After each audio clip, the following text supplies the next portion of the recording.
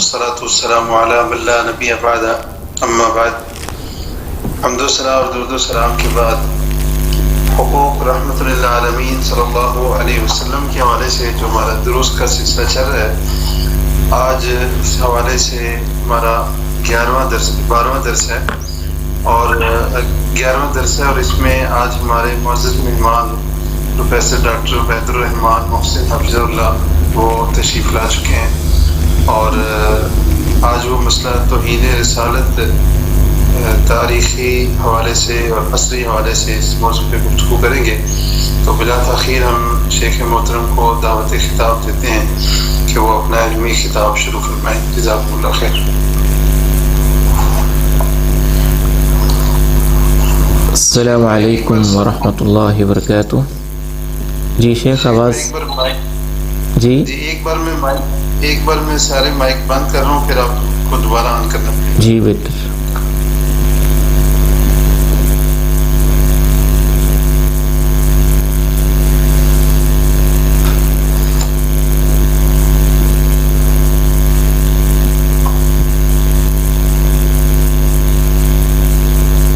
جی شیخ ابھی آپ آن کریں. السلام علیکم ورحمۃ اللہ. آواز آ رہی جی؟ وعلیکم السلام ورحمۃ اللہ. جی شیخ آواز آ رہی ہے. الحمد للہ رب العالمین والصلاة والسلام علی اشرف الانبیاء وخاتم المرسلین. اشہد ان لا الہ الا اللہ وحدہ لا شریک لہ واشہد ان محمدا عبدہ ورسولہ صلی اللہ علیہ وعلی آلہ وصحبہ وسلم. اما بعد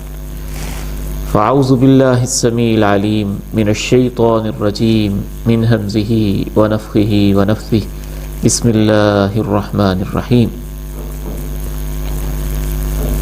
نون والقلم وما يسطرون ما انت بنعمت ربک بمجنون وإن لك لأجرا غير ممنون وإنك لعلى خلق عظيم فستبصر ويبصرون بأيكم المفتون إن ربك هو أعلم بمن ضل عن سبيله وهو أعلم بالمهتدين فلا تطع المكذبين ودوا لو تدهن فيدهنون ولا تطع كل حلاف مهين هماز مشاء بنميم مناع للخير معتد أثيم عتل بعد ذلك زنيم أن كان ذا مال وبنين. انتہائی قابل احترام میرے آڈینس اور آج کے معزز آن لائن اس عظیم پروگرام کے پارٹیسپینٹس، حقوق رحمت للعالمین صلی اللہ علیہ وسلم کے حوالے سے آپ کا یہ پروگرام جاری ہے. شیخ صاحب کے مطابق آج اس کا 11واں لیکچر ہے. ہم آپ سب کو اہلاً و سہلاً و مرحبا بھی کہتے ہیں اور دعاگو بھی ہیں کہ ہمارا یہ بیٹھنا اللہ تعالیٰ اپنی رضا کے لیے خالص فرمائے. پوری توجہ سے، دل جمی سے، انہماک سے، جذب و جنون، شوق فراواں کے ساتھ اللہ تعالیٰ اس عظیم موضوع پر اور خصوصاً آج کے اس حساس موضوع پر ہمیں توجہ کے ساتھ اس کے تمام پہلوؤں سے اسے سمجھنے کی توفیق عنایت فرمائے. توہین رسالت کا جو مسئلہ ہے، تاریخی حوالے سے ہر دور کے اندر اللہ رب العزت کی یہ سنت رہی کہ کچھ لوگ ایسے پیدا ہوتے رہے جو پیغمبروں پہ اپنی جانیں نچھاور کرتے رہے، اور کچھ لوگ ایسے بھی آتے رہے جو پیغمبروں کے اوپر طعن و تشنیع، سب و شتم اور اس طرح کے انداز اپناتے رہے. اللہ تعالیٰ نے اس سنت کو قرآن مجید میں سورہ الفرقان میں بیان کیا ہے. وَكَذَلِكَ جَعَلْنَا لِكُلِّ نَبِيٍّ عَدُوًّا مِّنَ الْمُجْرِمِينَ وَكَفَى بِرَبِّكَ هَادِيًا وَنَصِيرًا. اور اسی طرح سے تیرے رب کا یہ اسلوب رہا ہے کہ ہر نبی کے لیے مجرموں میں سے کچھ دشمن پیدا ہوتے رہے ہیں. آپ یہود کی تاریخ دیکھیے، خصوصاً ان کی تاریخ انبیاء کی گستاخیوں سے بھری پڑی ہے۔ حضرت موسیٰ علیہ السلام پر زنا کا الزام لگانے کے لیے قارون نے اپنے سرمایے کو استعمال کیا اور ایک عورت کو تیار کیا۔ یہ علیحدہ بات ہے کہ اللہ تعالیٰ نے اپنے پیغمبر کی حفاظت فرمائی۔ فرعون نے گستاخی کا کون سا پہلو ہوگا جو اس عظیم الشان پیغمبر کے لیے استعمال نہ کیا ہوگا، اور طعن و تشنیع کا کون سا انداز تھا جو اس نے اس پیغمبر کے خلاف استعمال نہ کیا۔ اسے بولنا نہیں آتا، یہ صاف بول نہیں سکتا، یہ ایسے ہے، یہ ویسے ہے، یہ سب گستاخیاں اس نے کی۔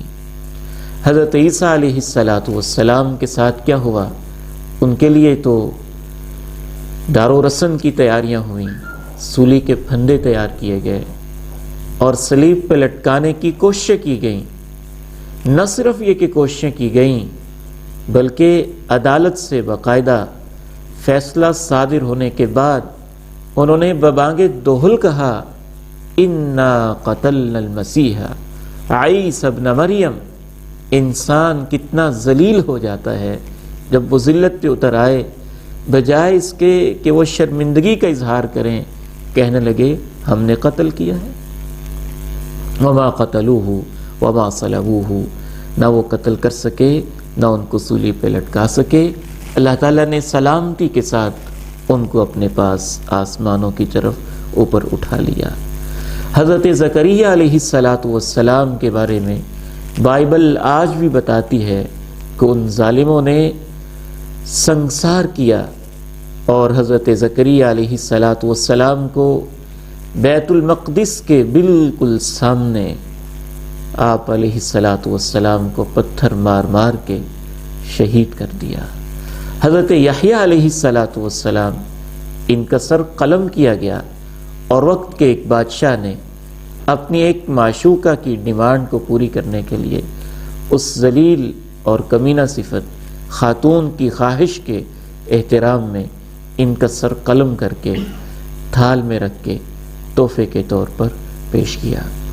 وَكَذَلِكَ جَعَلْنَا لِكُلِّ نَبِيٍّ عَدُوًّا مِّنَ الْمُجْرِمِينَ، ہم نے آپ سے پہلے بھی جو انبیاء بھیجے ہر نبی کے لیے کچھ ایسے دشمن میدان میں آتے رہے۔ نبی کریم صلی اللہ علیہ وسلم جب اس دنیا میں تشریف لائے تو آپ کے ساتھ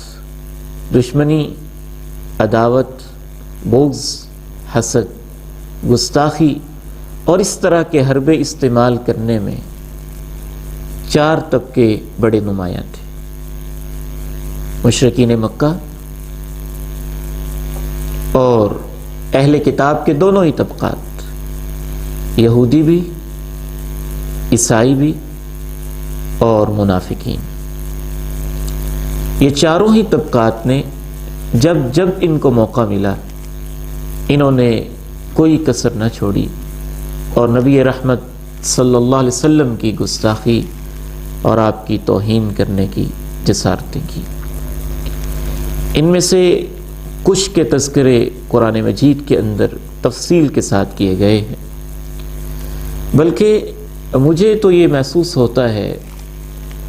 کہ اللہ تعالیٰ کی غیرت نبی اکرم صلی اللہ علیہ وسلم کی عزت و ناموس کے حوالے سے اس قدر خوبصورت پیرائے میں قرآن مجید میں اس کا اظہار پایا جاتا ہے کہ پڑھ پڑھ کے بعض دفعہ مجرموں کے انجام کو دیکھ کے رونگٹے کھڑے بھی ہوتے ہیں،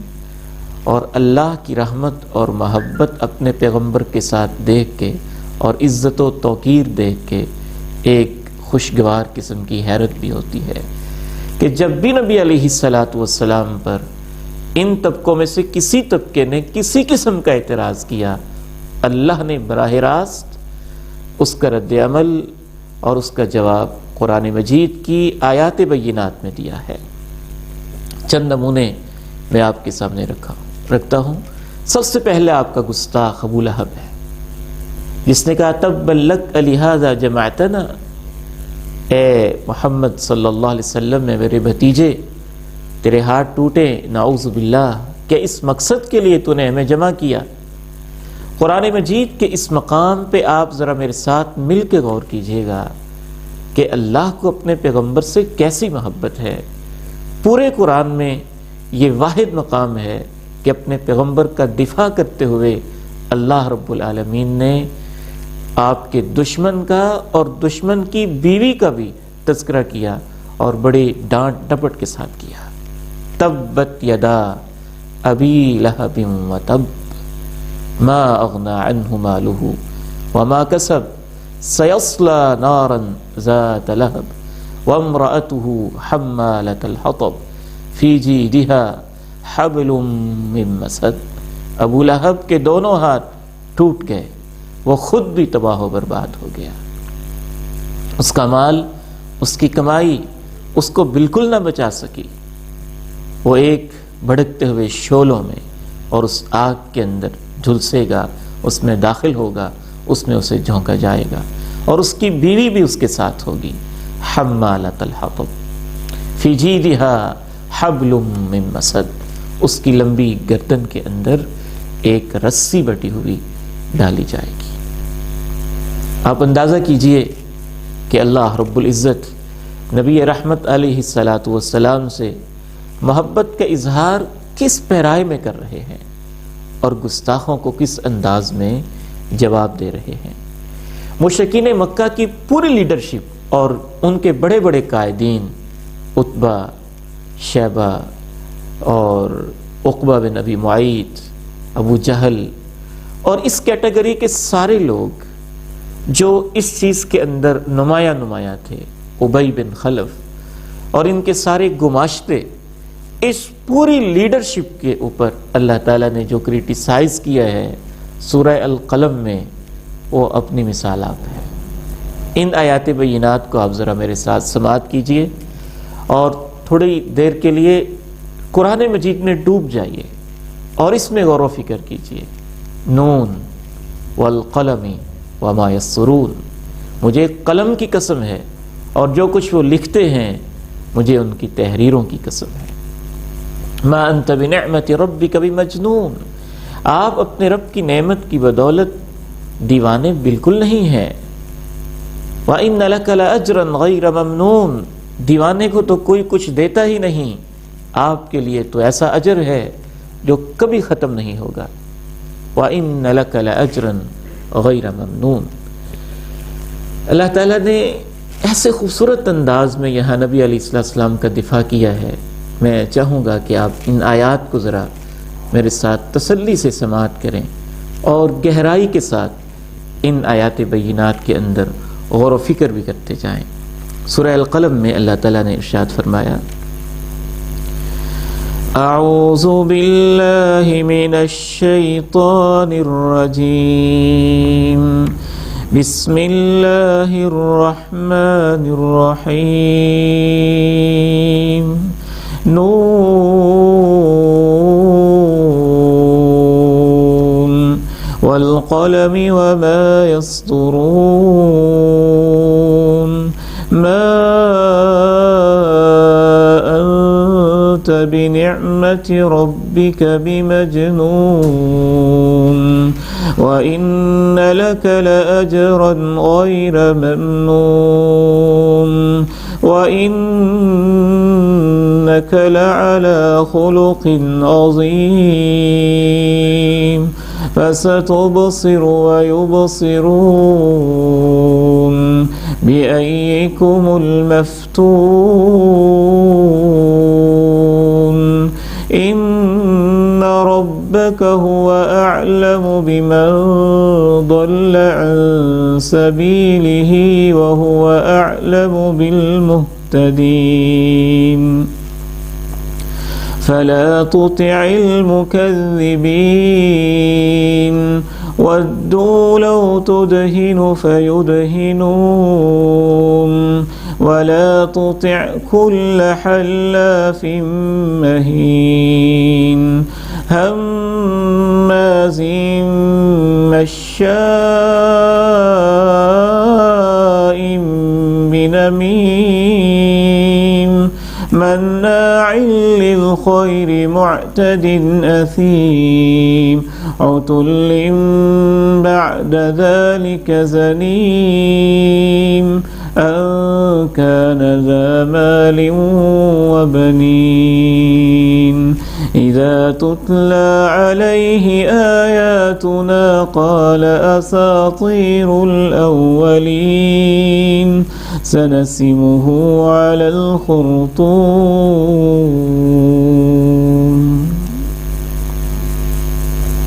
ویسے تو ساری ہی آیات اس موضوع پر اس لائق ہیں کہ ان کی اسٹڈی کی جائے، وہ ایک علیحدہ اس پہ ایک میں سمجھتا ہوں کہ لیکچر ہونا چاہیے۔ قرآن مجید میں اسپیشلی اس مسئلے کو کیسے ڈسکس کیا گیا ہے۔ 100 سے بھی زائد آیات ہوں گی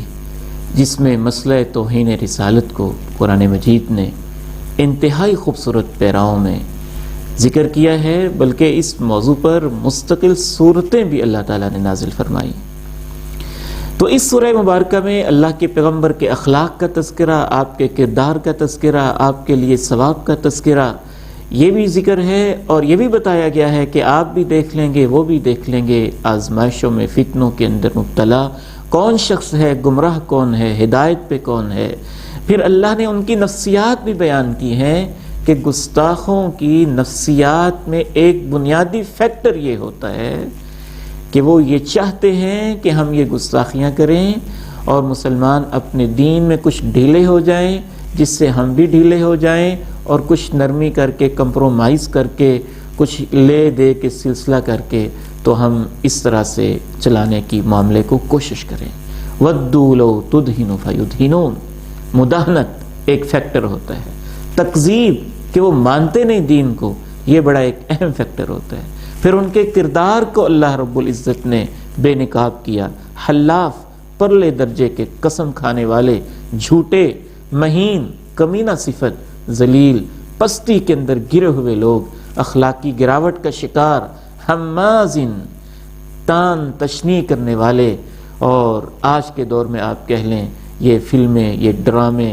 اور یہ کیریکیٹرز اور یہ خاکے، یہ سب حماز کہ ایک لفظ کے اندر سمیٹے جا سکتے ہیں۔ مشاء بنمیم،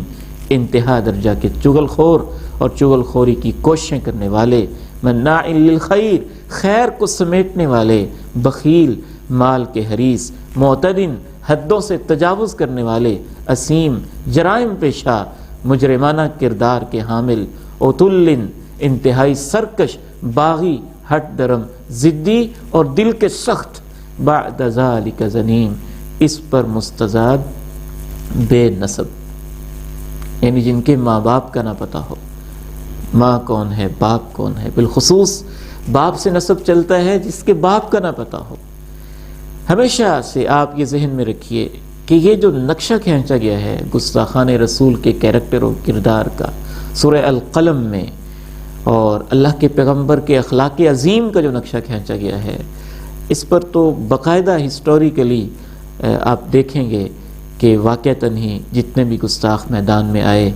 ان کے اندر یہ ساری یا ان میں سے بیشتر یا کچھ صفات لازماً پائی جاتی تھیں۔ ان کان ذا مال و بنین، ایک فیکٹر یہ بھی کہ وہ مالی طور پر مستحکم ہوتے ہیں، اپنے مال کو دیکھ کر، بیٹوں کو دیکھ کر، نعمتوں کو دیکھ کر سرکش اور باغی بن چکے ہوتے ہیں۔ اذا تتلی علیہ آیاتنا قال اساطیر الاولین، ایک فیکٹر یہ بھی ہوگا کہ وہ قرآن مجید سے ان کے دلوں میں ایک نفرت پائی جاتی ہے۔ قرآن مجید کی آیات پڑھی جائیں تو کہتے ہیں پہلے لوگوں کی کہانیاں ہیں۔ سنسمہ علی الخرطوم،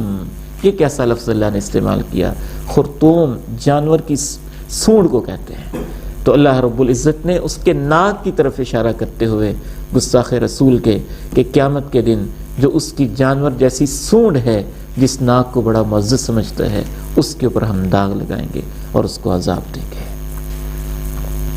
اسی طرح سے اللہ تعالیٰ نے سورہ توبہ میں الحمدللہ اس موضوع پہ قرآن مجید کو بڑے غور سے دیکھتا رہا ہوں۔ سورہ توبہ کی تقریباً 30 آیات بینات ایسی ہیں جو منافقین میں سے پیغمبر کی گستاخی کرنے والی لوگ ہیں، ان کے کریکٹر کو وہ ڈسکس کرتی ہیں، اور ان میں اللہ تعالیٰ نے منافقین کے کردار کی بھی نقاب کشائی کی ہے کہ وہ کس کس طرح سے نبی علیہ السلام کی گستاخی کرتے ہیں۔ وَمِنْهُمُ الَّذِينَ يُؤْذُونَ النَّبِيَّ وَيَقُولُونَ هُوَ أُذُنٌ قُلْ أُذُنُ خَيْرٍ لَكُمْ یہ تک بھی کہہ دیتے ہیں یہ کان کا بڑا کچا ہے، باتیں سن کے باتوں میں آ جاتا ہے، آپ کہہ دیجئے یہ کان تمہارے لیے بہت بہتر ہیں۔ کہا یہ تو سراپے رحمت ہیں، یہ تو مجسم رحمت ہیں۔ پھر ان کی کردار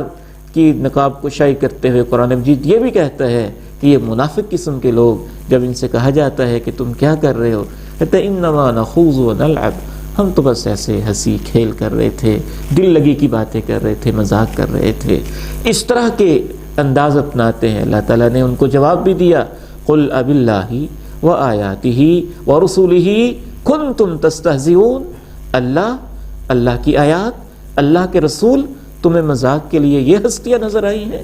ان کے ساتھ تم مذاق کرنا چاہتے ہو۔ تو اللہ تعالیٰ نے یہود کا بھی تذکرہ کیا اور یہ بھی کہا کہ مشرکین کا بھی تذکرہ کیا، یہود کا بھی تذکرہ کیا اور منافقین کا سورہ توبہ میں تذکرہ کیا۔ یہود کے اوپر ایک جامع تبصرہ اللہ رب العزت نے یہ کیا کہ یہ نہ سمجھیے کہ وہ پیغمبر کو جانتے نہیں ہیں، وہ جانتے ہیں، پہچانتے ہیں، ایسے جانتے پہچانتے ہیں جیسا کہ وہ اپنے بیٹوں کو جانتے پہچانتے ہیں۔ تو اس سارے پس منظر میں تاریخی طور پر اگر آپ یہ دیکھیں گے تو آپ کو چند ایک بنیادی باتیں سمجھ میں آئیں گی۔ آپ کو یہ بات سمجھ میں آئے گی کہ اصل میں یہ نظریات کا تصادم ہوتا ہے، اور پیغمبر کے نظریے کو تکذیب کرنے والے لوگ یہ چاہ رہے ہوتے ہیں کہ اس نظریے کی جو پریچنگ کرنے والی ہستی ہے اور جو اس کو پریزنٹ کرنے والی، نمائندگی کرنے والی شخصیت ہے، اس کی شخصیت کو ہم داغدار کر کے لوگوں کو اس سے کسی انداز سے ہم دور کر دیں۔ ان کا ایک بنیادی مقصد یہ ہوتا ہے، اور اس کے لیے مختلف قسم کے وہ ہتھ کنڈے استعمال کرتے ہیں، اور خود وہ اخلاقی طور پہ انتہائی گرے ہوئے لوگ ہوتے ہیں اور انتہائی نیچ اور کمینہ صفت کے لوگ ہوتے ہیں، اور ہر طرح کا پروپیگنڈا اور ہر طرح کا ہتھ کنڈا بھی وہ اس کے لیے استعمال کرتے ہیں۔ ایک اور مقام میں عرض کر کے تو انشاءاللہ اگلے سٹیپ کی طرف ہم بڑھیں گے کہ اللہ تعالیٰ نے ان گستاخوں کے اوپر کیا سزائیں تجویز کی ہیں اور کیا تبصرے کیے ہیں قرآن مجید میں، اور سب سے اینڈ میں انشاءاللہ تعالیٰ پھر ہم دیکھیں گے کہ جو ہمارے موجودہ حالات ہیں اس میں یہ گستاخیاں کون لوگ کر رہے ہیں، کیوں کر رہے ہیں، اور اس کا حل کیا ہے۔ اللہ تعالیٰ نے اپنے پیغمبر کو بار بار ایک ایک موقع پہ دلاسا دیا ہے۔ مشرکین مکہ نے جب آپ کا مذاق کیا تو اللہ تعالیٰ نے کہا اِنَّا كَفَيْنَاكَ الْمُسْتَهْزِئِينَ، یہ جو مذاق کرنے والے لوگ ہیں ان سے نمٹنے کے لیے ہم کافی ہیں۔ کیا خوبصورت انداز ہے، ان ظالموں سے نمٹنے کے لیے ہم کافی ہیں، آپ نے فکر نہیں کرنا، آپ نے پشیمان نہیں ہونا۔ اس آیہ کی تفسیر میں امام ابن کثیر رحمہ اللہ نے، دلائل النبوہ میں امام بہقی رحمہ اللہ تعالی نے، اور دیگر مفسرین نے جو نمایاں مشرکین مکہ آپ کی گستاخی کرنے والے تھے ان کے انجام کا بھی تذکرہ کیا ہے۔ باقاعدہ جبریل امین آئے، انہوں نے اشارے کیے، کبھی سر کی طرف اشارہ کیا، پاؤں کی طرف اشارہ کیا، اور جیسے جیسے اشارے کرتے گئے جتنے جتنے گستاخ تھے، کسی کو سر کے اندر بیماری، کسی کے پاؤں کے اندر بیماری، اور دنیا کے اندر ہی اللہ تعالیٰ نے ان کو عبرت کا نشان تک بنا دیا۔ اِنَّا كَفَيْنَاكَ الْمُسْتَهْزِئِينَ۔ ایک اور انداز دیکھیے اللہ تعالیٰ کا، جس سے آپ کو اندازہ ہوگا کہ آج کل بعض لوگ جو یہ کہتے ہیں نا جی مسلم معاشرہ بڑا ایموشنل ہے، بڑا جذباتی ہے، اس مسئلے کے اندر انہوں نے خواہ مخواہ حساسیت پیدا کی ہوئی ہے، آپ کو پتہ چل جائے گا کہ وہ لوگ خالصتاً فیسیلیٹیٹ کرنا چاہتے ہیں گستاخان رسول کو، جس وجہ سے وہ اس طرح کی باتیں کرتے ہیں۔ یہ حساسیت تو اللہ تعالیٰ نے خود قرآن مجید کے اندر پیدا کی ہوئی ہے، اور خود اللہ رب العزت اس مسئلے کے اندر انتہائی اپنی کمال درجے کی غیرت کا، پیغمبر کے ساتھ محبت کا، اس کی تعظیم و توقیر کا برملا اظہار کرتے ہیں، اور گستاخوں کو دو ٹوک جواب دیتے ہیں۔ اس سورہ مبارکہ کو ذرا آپ سنیں۔ اعوذ باللہ من الشیطان الرجیم۔ إِنَّا أَعْطَيْنَاكَ الْكَوْثَرَ فَصَلِّ لِرَبِّكَ وَانْحَرْ إِنَّ شَانِئَكَ هُوَ الْأَبْتَرُ۔ آپ کا دشمن دم کٹا ہے، آپ کا دشمن ابتر ہے، آپ کا دشمن بے نسل ہے، اولاد سے محروم رہے گا، اس کی نسل آگے جاری نہیں ہوگی۔ کس انداز سے اس ظالم نے نبی علیہ السلام کو کہا کہ بے اولاد ہے، تو اللہ نے اس لفظ کا بھی کس انداز کے اندر قرآن مجید میں جواب دیا ہے، اور کس خوبصورت پیرائے کے اندر اللہ رب العزت نے اپنے پیغمبر کا ایک ایک مقام پہ دفاع کیا ہے۔ بلکہ جب نبی علیہ السلام کو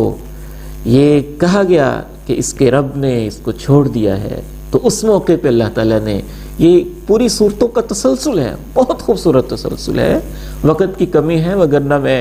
اللہ کی توفیق سے آیات پڑھ پڑھ کے آپ کو بتاتا کہ اس مسئلے میں اللہ نے اپنے پیغمبر سے کیسی کیسی محبتوں کا اظہار کیا ہے۔ میں سمجھتا ہوں سورہ الم نشرح اور اسی طرح سے سورہ الضحیٰ، اس کا ایک بہت بیسک تھیم اور بنیادی موضوع یہ بھی ہے، نبی علیہ السلام کی شان کا اظہار کرنا، اور جو آپ علیہ السلام کو مختلف باتیں کر رہے تھے ان کو جواب دینا۔ سورہ ضحیٰ میں آپ اللہ تعالیٰ کا انداز دیکھیے، وَالضُّحَىٰ وَاللَّيْلِ إِذَا سَجَىٰ مَا وَدَّعَكَ رَبُّكَ وَمَا قَلَىٰ وَلَلْآخِرَةُ خَيْرٌ لَكَ مِنَ الْأُولَىٰ وَلَسَوْفَ يُعْطِيكَ رَبُّكَ فَتَرْضَىٰ أَلَمْ يَجِدْكَ يَتِيمًا فَآوَىٰ وَوَجَدَكَ ضَالًّا فَهَدَىٰ وَوَجَدَكَ عَائِلًا فَأَغْنَىٰ۔ آپ کے رب نے نہ آپ کو چھوڑا ہے، نہ ہی وہ آپ سے ناراض ہوا ہے۔ أَلَمْ نَشْرَحْ لَكَ صَدْرَكَ وَوَضَعْنَا عَنكَ وِزْرَكَ الَّذِي أَنقَضَ ظَهْرَكَ وَرَفَعْنَا لَكَ ذِكْرَكَ فَإِنَّ مَعَ الْعُسْرِ يُسْرًا إِنَّ مَعَ الْعُسْرِ يُسْرًا فَإِذَا فَرَغْتَ فَانصَبْ وَإِلَىٰ رَبِّكَ فَارْغَب۔ اللہ تعالیٰ نے تو اپنے پیغمبر کو دلاسا بھی دیا، ہم آپ کے تذکرے، آپ کے چرچے بلند کر دیں گے اور بلند و بالا کر دیں گے، بلکہ منافقین کے جو طعنے تھے، ان کی جو باتیں تھیں، صحابہ پر، پیغمبر پر گستاخیاں تھیں، انہی کا رد کرتے ہوئے اللہ رب العزت نے یہ خوبصورت ترین قرآن مجید کی آیہ مبارکہ اتاری، ان اللہ وملائکتہ یصلون علی النبی یا ایہا الذین آمنوا صلوا علیہ وسلموا تسلیما۔ اگر آپ اس آیت مبارکہ کا سیاق و سباق دیکھیں گے تو اس سیاق و سباق کا ایک اہم ترین حصہ یہ ہے کہ منافقین نبی محترم صلی اللہ علیہ وسلم کے بارے میں جو باتیں کر رہے تھے ان کا اللہ نے رد بھی کیا، اور تعریض و تلمیح کرتے ہوئے ان کو بتایا جس ہستی کے بارے تم اپنی زبانیں دراز کر رہے ہو، یہ ہستی تو وہ ہے کہ عرش معلیٰ پہ اللہ بھی اس کے تذکرے کرتا ہے، اس کی تعریفیں کرتا ہے، اور فرشتے اس پہ درود بھیجتے ہیں۔ یہ منافق جو کچھ کہہ رہے ہیں سو یہ ان کا معاملہ ہے۔ اے اہل ایمان لوگو، تم میرے نبی پہ درود بھیجتے رہا کرو اور ان پہ سلام کی برکھا برساتے رہا کرو، اور کثرت کے ساتھ سلام بھی بھیجتے رہا کرو۔ اب آتے ہیں اس موضوع کی طرف کہ اللہ تعالیٰ نے اس مسئلے کا حل کیا کیا ہے۔ قرآن مجید میں اللہ تعالیٰ نے پیغمبر کے احترام، پیغمبر کے شان، پیغمبر کے مقام، پیغمبر کی عزت و توقیر اور آپ کے عزت و رفت کو اس انداز کے اندر بیان کیا ہے کہ وہ سارے راستے ہی بند کر دیے ہیں جس میں سے کسی راہ کے اندر بھی پیغمبر کی گستاخی کا کوئی راستہ کھل سکتا تھا۔ قرآن مجید نے اہل ایمان کو اتنا حساس کر دیا اس موضوع میں. خود قرآن نے کہہ دیا النبی اولی بالمؤمنین من انفسہم وازواجہ امہاتہم، پیغمبر کا حق اہل ایمان پر ان کی جانوں سے بڑھ کر ہے، اور ان کی بیویاں تو ان کی مائیں ہیں. کہیں کہہ دیا اگر تمہیں پیغمبر سے زیادہ اپنے مال سے، دولت سے، فلاں فلاں چیزوں سے محبت ہے فَتَرَبَّصُوا حَتَّى يَأْتِيَ اللَّهُ بِأَمْرِهِ، پھر تم انتظار کرو اللہ کے حکم کا، اللہ کے فیصلوں کا، کیسے کیسے اس کے عذاب آتے ہیں اور کیسے کیسے تمہیں پیغمبر کی بنسبت دوسروں کو ترجیح دینے کی سزائیں ملتی ہیں. کہیں اللہ رب العزت نے پیغمبر کے آداب کو اس انداز سے بیان کر دیا. سورہ حجرات کی ابتدائی آیات آپ پڑھیں، پیغمبر کے مقام، شان، احترام اور تعظیم کے اوپر ایسا حصار اللہ تعالیٰ نے قائم کر دیا کہ جہاں سے معمولی کوئی شائبہ بھی ہو سکتا تھا، اس کا راستہ بھی اللہ تعالیٰ نے مسلم سوسائٹی اور مسلم معاشرے کے اندر اس کی ہلکی سی سبیل بھی اللہ تعالیٰ نے برداشت نہیں کی. 2 آیات میں آپ کے سامنے اس حوالے سے رکھتا ہوں جس سے آپ کو اندازہ ہوگا کہ خود قرآن مجید مسلم معاشرے کو اس قضیے کے اندر کتنا حساس دیکھنا چاہتا ہے، اور یہ ان کے ایمان کا تقاضا ہے. جیسے یہ باور کروایا جاتا ہے نا کہ مسلمان ایموشنل ہو جاتے ہیں، یہ مسئلہ نہیں ہے، یہ ایمان کا حصہ ہے. اللہ تعالیٰ کیا کہہ رہے ہیں؟ یا ایھا الذین آمنوا، اے ایمان والو، اے ایمان والو، لا ترفعوا اصواتکم فوق صوت النبی ولا تجهروا له بالقول كجهر بعضكم لبعض ان تحبط اعمالكم وانتم لا تشعرون.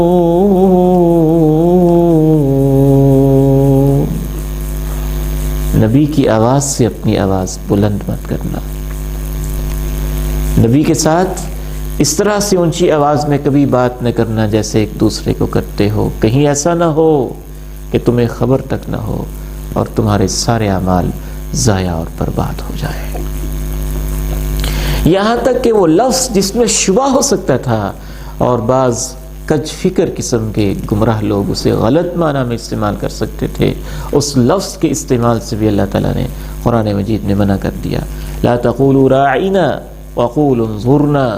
یہ نہ کہا کرو راعنا ہماری طرف توجہ فرمائیے، وقولوا انظرنا یہ کہا کرو انظرنا،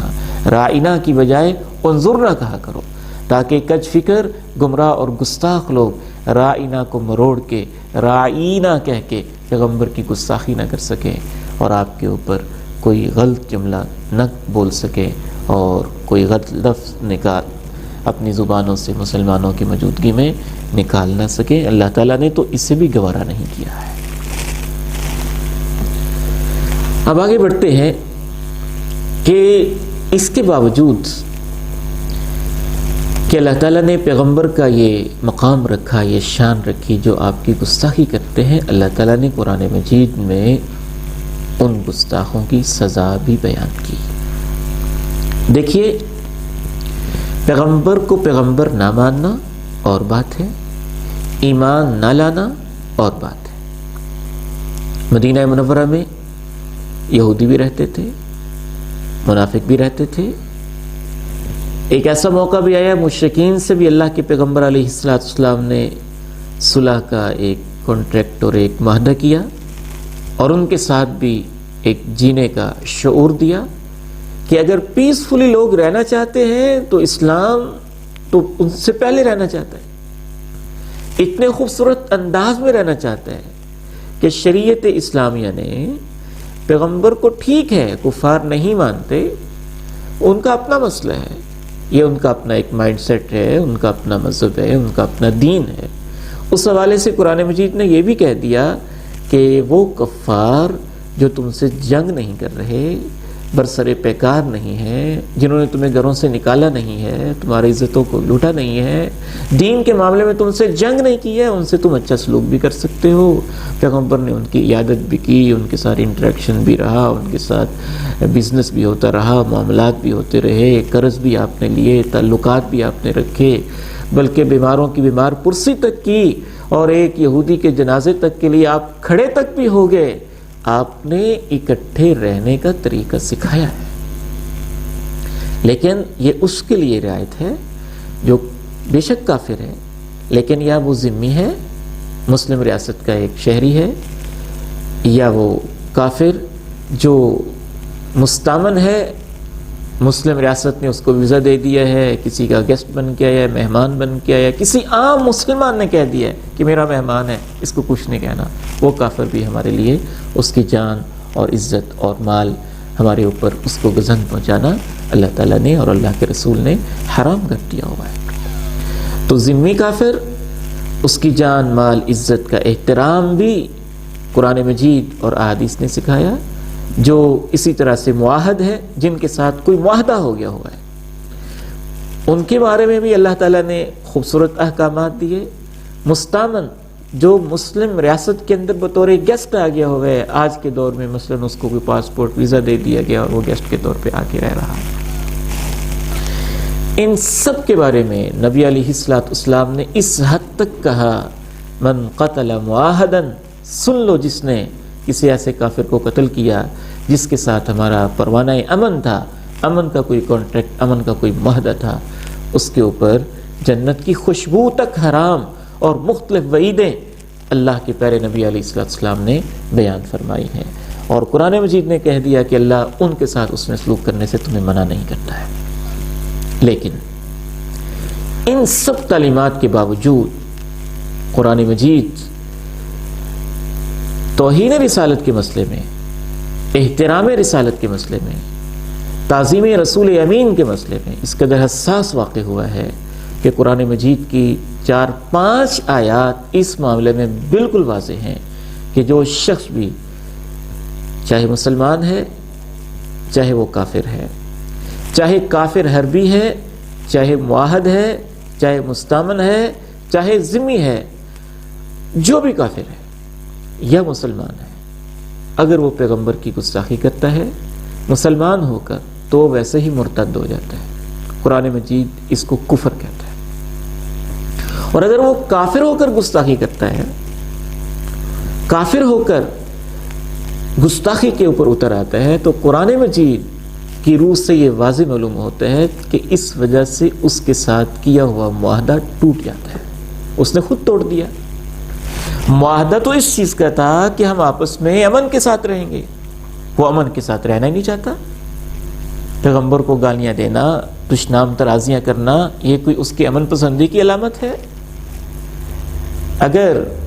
میرے باپ کو کوئی گالی دیتا ہے، میری والدہ کو کوئی گالی دیتا ہے، تو اس کے اوپر ایک انسان فطری طور پہ مشتعل ہو جاتا ہے، اور وہ ایک ایسی ہستی کو گالی دے رہا ہے، دشنام ترازی کر رہا ہے، ایذا پہنچا رہا ہے، جو مسلمانوں کے لیے ان کے ماں باپ اور پوری کائنات سے بڑھ کر ہے، تو وہ اس معاشرے کے اندر فساد کا ارتکاب کر رہا ہے۔ اسی لیے اللہ تعالیٰ نے سورہ توبہ میں جو زمین میں فساد کرنے والے لوگ اور منافقین ہیں ان کی سزا، اور جو پیغمبر کی گستاخی کرنے والے اور آپ کو ایذا پہنچانے والے لوگ ہیں، ان دونوں کی سزا ایک ساتھ بیان کی ہے، اور ایک پورا سیاق و سباق ہے۔ وقت کی کمی کی وجہ سے وہ میں ساری آیات آپ کے سامنے نہیں رکھ سکتا، تو سورہ توبہ میں نے آپ کے سامنے رکھ دی ہے، ان میں سے 1-2 آیات میں آپ کو پڑھ کر بھی سنا دیتا ہوں۔ اللہ تعالیٰ نے سورہ توبہ میں منافقین کے بڑے تفصیل کے ساتھ پردے چاک کیے ہیں۔ میں نے جیسے پہلے بھی آپ کو بتایا، آیا نمبر 43 سے لے کر تو 72 تک آپ اس کو جا کے سٹڈی کر لیجئے گا۔ یہ پورا جو کانٹیکٹ اور سیاق و سباق چل رہا ہے منافقین کے بارے میں چل رہا ہے۔ تو منافقین کی ریشہ دوانیاں بھی اللہ نے بیان کی، ان کے فسادات کو بھی بیان کیا، اور اسی سیاق و سباق میں اللہ تعالیٰ نے کہا، یا ایھا النبی جاہد الکفار والمنافقین، ان کفار سے، ان منافقین سے آپ جہاد کیجئے۔ اور اسی سیاق و سباق میں اللہ تعالیٰ نے کہا کہ جو منافق عزتوں کو تار تار کرنے والے ہیں اور تار کرنے کے ساتھ ساتھ فساد فی الارض کے بھی مرتکب ہیں، ان کی سزا اللہ تعالیٰ نے بیان کی، ملعونین اینما ثقفوا، یہ لعنتی لوگ ہیں، جہاں بھی یہ پائے جائیں اخذوا، ان کو گرفتار کیا جائے، وقتلوا تقتیلا، اور ان کے ٹکڑے ٹکڑے کر دیے جائیں۔ یہ جو سیاق و سباق ہے، آپ سورہ توبہ میں اور سورہ احزاب دونوں صورتوں کو ملا کر میں آپ کے سامنے عرض کر رہا ہوں، ان دونوں مقامات کا مطالعہ کیجیے گا، آپ کے سامنے یہ بات بالکل واضح ہو جائے گی۔ بلکہ سورہ توبہ ہی میں اللہ تعالیٰ نے یہ کہا وَإِن نَكَثُوا أَيْمَانَهُمْ مِن بَعْدِ عَهْدِهِمْ وَطَعَنُوا فِي دِينِكُمْ فَقَاتِلُوا أَئِمَّةَ الْكُفْرِ إِنَّهُمْ لَا أَيْمَانَ لَهُمْ لَعَلَّهُمْ يَنْتَهُونَ، اگر وہ اپنے وعدوں کو وعدہ کرنے کے بعد توڑ ڈالیں اور تمہارے دین میں تان کرنا شروع کر دیں، دین میں تان کے اندر سر فہرست یہ چیز شامل ہے پیغمبر کی گستاخی، پیغمبر کی ذات میں تان و تشنیع، جو دین کی نمائندہ شخصیت ہے۔ فقاتلوا ائمۃ الکفر، تو ایسے کفر کے لیڈروں سے تم قتال کرو۔ گویا کہ پیغمبر کی ذات میں تان و تشنیع، دین میں تان و تشنیع، یہ کرنا کفر کی قیادت کرنے والے اور کفر کے لیڈر قسم کے لوگ یہ کام کرتے ہیں۔ سورہ توبہ کی آیت نمبر 12 میں اللہ تعالیٰ نے اس حکم کو واضح طور پر بیان کیا۔ دیگر بھی اس کے علاوہ قرآن مجید میں 4-5 آیات ہیں جن سے مفسرین نے یہ استنباط کیا ہے واضح طور پر کہ پیغمبر کی ایذا رسانی اور گستاخی کی سزا یہی ہے کہ وہ شخص قابل گردن زدنی ہے، اس کا سر تن سے جدا کر دیا جائے۔ ان الذین یؤذون اللہ ورسولہ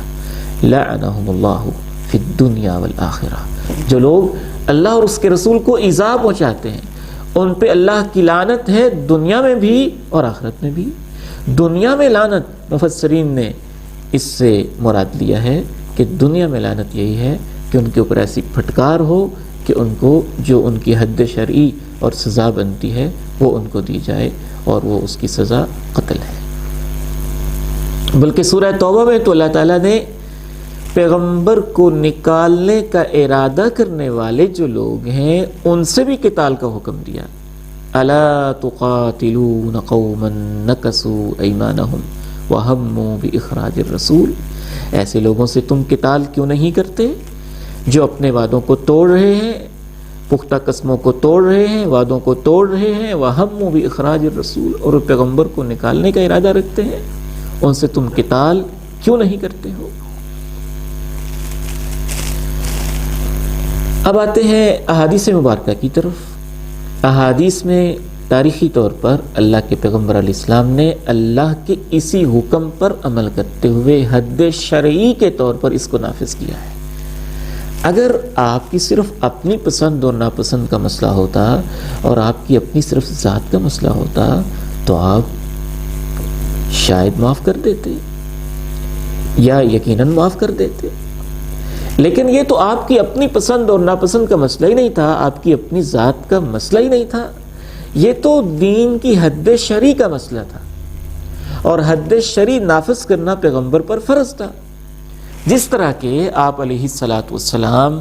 چور کا کیس آپ کے پاس آ جائے تو آپ پابند تھے اللہ کے حکم کی وجہ سے، السارق والسارقۃ فاقطعوا ایدیہما، ان کے ہاتھ کاٹ دو۔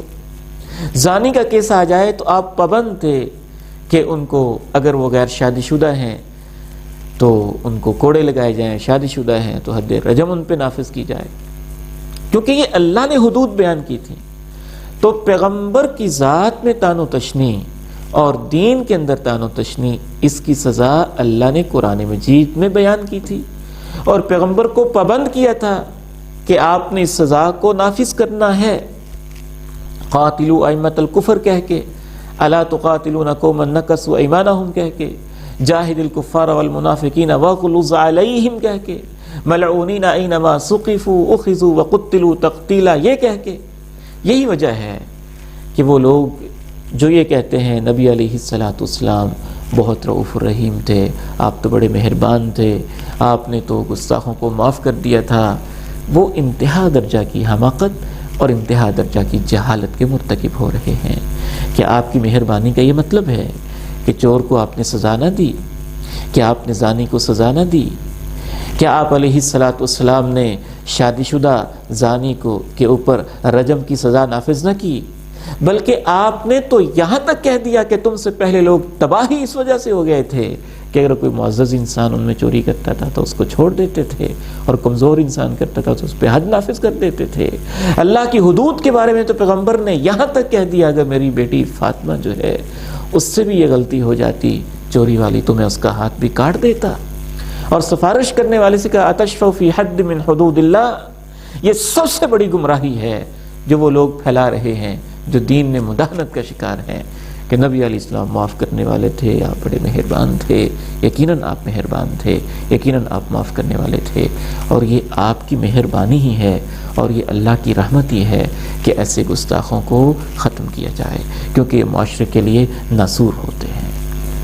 جس طرح چور کو سزا دینا معاشرے پر رحم ہے، اگر ہم اس کو سزا نہیں دیتے تو پورا معاشرے کا مال غیر محفوظ ہو جاتا ہے۔ جس طرح قاتل کو سزا دینا معاشرے پر رحم ہے، اگر ہم اس کو سزا نہیں دیتے ہیں تو پورے معاشرے کی جانیں غیر محفوظ ہو جاتی ہیں۔ جس طرح سے ایک زانی کو سزا دینا، کوڑے کی یا رجم کی دینا، پورے معاشرے پر رحم ہے، اگر ہم زانی کو سزا نہیں دیتے ہیں تو لوگوں کی عزتیں اور ان کی بہنیں اور بیٹیاں غیر محفوظ ہو جاتی ہیں۔ بے عین ہی اسی طرح سے اگر گستاخ رسول کو سزا نہیں دی جاتی ہے تو یہ پورے کا پورا معاشرہ بے چینی کا، اضطراب کا، بے امنی کا شکار ہو جاتا ہے، اور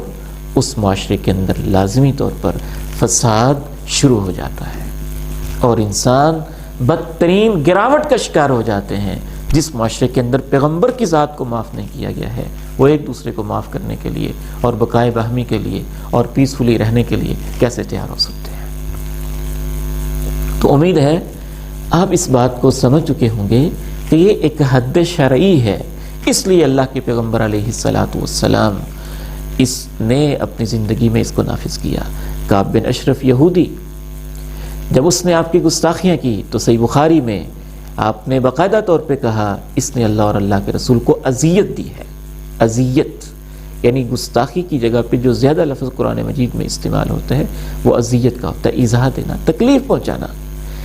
تکلیف پہنچانا کسی بھی انداز سے، زبان سے، قول سے، عمل سے، فعل سے، تصویر سے، امیج سے، یہ جامع لفظ ہے، یہ قرآن مجید میں استعمال ہوا ہے پیغمبر کی گستاخی کے مرتکبین کے لیے۔ تو حدیث میں بھی یہ استعمال ہوا فَإِنَّهُ قَدْ آذَى اللَّهَ فَإِنَّهُ قَدْ آذَانِي، اس نے مجھے بڑی اذیت پہنچائی ہے۔ محمد ابن مسلمہ گئے اور باقاعدہ ان کو قتل کر کے آئے۔ ابو رافع یہودی، آپ نے اس کی گستاخیوں پر قتل کرنے کے لیے پورا دستہ روانہ کیا۔ عبداللہ بن عتیق کی سربراہی میں، صحیح بخاری میں امام بخاری نے کتاب المغازی کے اندر اس کو لکھا ہے، اور وجہ بھی بیان کی، کان ابو رافع یؤذی رسول اللہ، کہ وہ اللہ کے رسول کو اذیت پہنچایا کرتا تھا۔ اسی طرح سے ابن خطل مرتد بھی ہوا، اور ابن خطل نے اپنے ایک ساتھی کو قتل بھی کیا تھا، اور ابن خطل اللہ کے پیغمبر کے بارے میں ہجویہ اشعار اور مذمت پر مبنی اشعار بھی کہلاتا تھا، اس لحاظ سے وہ آپ کا گستاخ بھی تھا۔ شیخ الاسلام امام ابن تیمیہ رحمہ اللہ تعالیٰ فرماتے ہیں اگر مرتد ہونے کی وجہ سے اس کو قتل کیا جاتا تو اس کو توبہ کا موقع دیا جاتا، اور اگر قصاصاً اس کو قتل کیا جاتا تو جو مقتول تھا اس کے ورثاء کے ساتھ مذاکرات، ٹیبل ٹاک، یا ان کو موقع دیا جاتا۔ صحیح اور راجح بات یہی ہے، امام ابن تیمیہ فرماتے ہیں اس کے قتل کی تینوں وجہ جمع تھیں، لیکن اصل وجہ جس وجہ سے اس کو قتل کیا گیا، حالانکہ وہ بھاگ رہا تھا، بیت اللہ میں پناہ لے رہا تھا، خانہ کعبہ کے پردوں کے ساتھ لٹک رہا تھا، دنیا کی معزز ترین اور اہم ترین جگہ کے اندر پہنچ رہا تھا، آپ نے پھر بھی کہہ دیا کعبہ کے پردوں کے ساتھ لٹکا ہوا بھی مل جائے تو ابن خطل کو جان سے مار ڈالو اور اس کو قتل کر دو، یہ عام حکم آپ نے نافذ کر دیا۔ امام ابن تیمیہ فرماتے ہیں اس کی وجہ بنیادی طور پر اللہ کے پیغمبر کی گستاخی تھی۔ شیخ الاسلام امام ابن تیمیہ رحمہ اللہ کی بے مثال معرکۃ الآراء اور عظیم ترین ہماری اسلامی تاریخ کی کتاب اور اس موضوع کے اوپر اولین اور آخری شاید انسائکلوپیڈیا الصارم المسلول علی شاتم الرسول بہت لائق مطالعہ ہے۔ شیخ الاسلام امام ابن تیمیہ رحمہ اللہ نے اس پر تقریباً 13 واقعات لکھے ہیں۔ عہد نبوی کے 13 ایسے واقعات لکھے ہیں، 13 کیسز کے اندر نبی علیہ السلام کے گستاخوں کو اللہ کے پیغمبر نے قتل کروایا اور باقاعدہ ان پہ یہ حد جاری کی۔ میرا ایمان اور یقین کہتا ہے کہ یہ اللہ نے حد بیان کی ہوئی تھی جس وجہ سے آپ نے یہ حد جاری کی۔ امام ابن تیمیہ رحمہ اللہ رکھتے ہیں کہ اس پر تو پوری امت کا اجماع ہے کہ جو پیغمبر کی گستاخی کرنے والا انسان ہوتا ہے، ایذا پہنچانے والا انسان ہوتا ہے، اس کی سزا قتل ہی ہے۔ اب آتے ہیں آخری انشاءاللہ 5 منٹ کے اندر ہم اپنے موضوع کو سمیٹتے ہیں اور وائنڈ اپ کرتے ہیں۔ اس دور کے اندر جو لوگ گستاخی کر رہے ہیں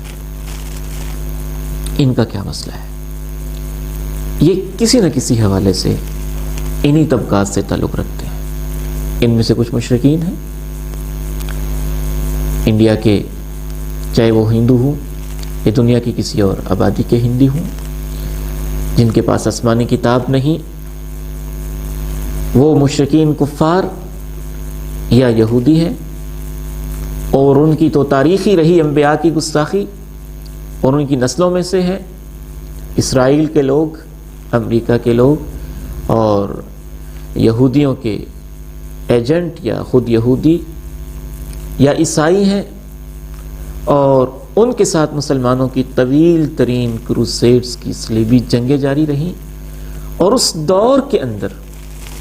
ان کے ذہنوں میں پیغمبر کی نفرت ان کے پادریوں نے بٹھائی جو ان کو وراثت میں ملی ہوئی ہے۔ اور کچھ منافقین ہیں، وہ مسلمانوں میں سے بھی ہیں، اپنے آپ کو بظاہر مسلمان کہتے ہیں، مسلم سوسائٹی میں رہتے ہیں، مسلم معاشروں میں رہتے ہیں، لیکن ان کے اندر ایمان نہیں ہے، پیغمبر کی محبت، پیغمبر کی تعظیم نہیں ہے۔ ہاں البتہ انہوں نے نام نئے اختیار کر لیے ہیں، کبھی وہ اسے آزادی اظہار کا نام دیتے ہیں، کبھی لبرلزم کا نام دیتے ہیں، کبھی سیکولرزم کا نام دیتے ہیں، کبھی کوئی نام دیتے ہیں۔ یہ آپ کبھی بھی نہ سمجھیے کہ یہ کوئی ایک اکا دکا کوئی انفرادی واقعہ ہوتا ہے، بلکہ اس حوالے سے میں آپ کے سامنے علامہ اسد جو کہ سابق یہودی تھے اور یہودیت سے اسلام کی طرف کنورٹ ہوئے، ان کی عظیم الشان کتاب اسلام ایٹ دی کراس روڈ، وہاں سے ایک کوٹیشن ان کی جو انہوں نے اپنے مقدمے میں لکھی ہے وہ میں آپ کے سامنے رکھتا ہوں۔ ڈاکٹر علامہ اسد کی یہ کتاب بہت ہی لائق مطالعہ ہے۔ اس کا ترجمہ بھی ہوا ہے اردو زبان میں، اسلام دوراہے پر اس نام سے بھی ہوا ہے، اسلام چوراہے پر اس نام سے بھی ہے، دارالاسلام سے یہ کتاب اویلیبل ہے۔ علامہ اسد لکھتے ہیں The West may not accept the doctrines of Buddhist or Hindu philosophy, but it will always preserve a balanced, reflective attitude of mind with regard to those systems. As soon, however, as it turns towards Islam, the balance is disturbed and an emotional bias creeps in with very